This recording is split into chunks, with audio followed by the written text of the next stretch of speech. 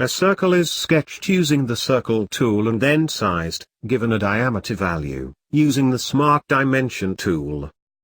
There are two circle tools: circle and perimeter circle.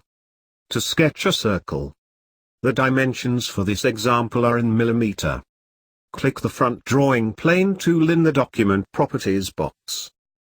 A small toolbar will appear. Click the sketch tool. The circle will be created on the front plane in the sketch mode. The origin should be displayed in the center of the front plane. If origin is not available in center of front plane, then click View. Click Hide, Show. Click Origins. Click the Circle tool. Select the origin as the circle's center point by clicking the origin and dragging the cursor away from the center point. Click an approximate edge point for the circle. Click the Smart Dimension tool, click the circle, and define the circle's diameter. The circle is black, meaning it is fully defined. The orientation triad in the lower left corner of the screen shows the XY or top plane orientation. There is another option available to sketch a circle, that is perimeter circle. A perimeter circle is a circle drawn using 3 points.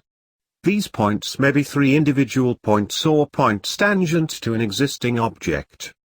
To sketch a perimeter circle tangent to 3 lines, draw the 3 randomly straight lines.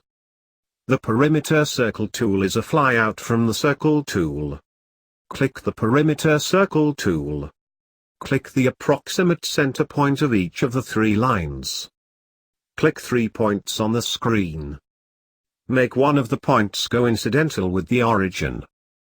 A circle will appear tangent to all 3 lines. Right-click the mouse and click the Select option.